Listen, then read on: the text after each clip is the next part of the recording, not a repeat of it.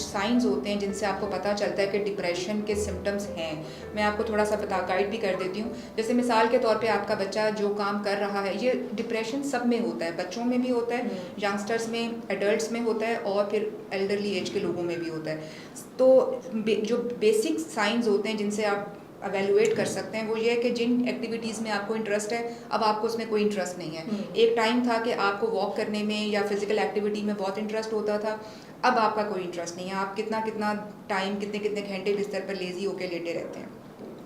इसके अलावा दोस्तों के साथ आपका मिलना जुलना था, आप आइसोलेटेड हो जाते हैं। ठीक है, फैमिली सपोर्ट इसलिए मैटर करती है क्योंकि अगर फैमिली की इंटेग्रेशन है, फैमिली की एसोसिएशन आपके साथ है, बॉन्डिंग है अच्छी, तो फैमिली इस चीज़ को फील करती है कि कुछ ना कुछ तो है, कुछ ना कुछ तो आपके अंदर कोई एंग्जाइटी, कोई स्ट्रेस, कुछ ऐसा चल रहा है। फिर जब आपसे बातचीत की जाती है तो चीज़ सामने आती है कि ये तो कुछ सीरियस प्रॉब्लम है, इसके लिए हेल्प चाहिए।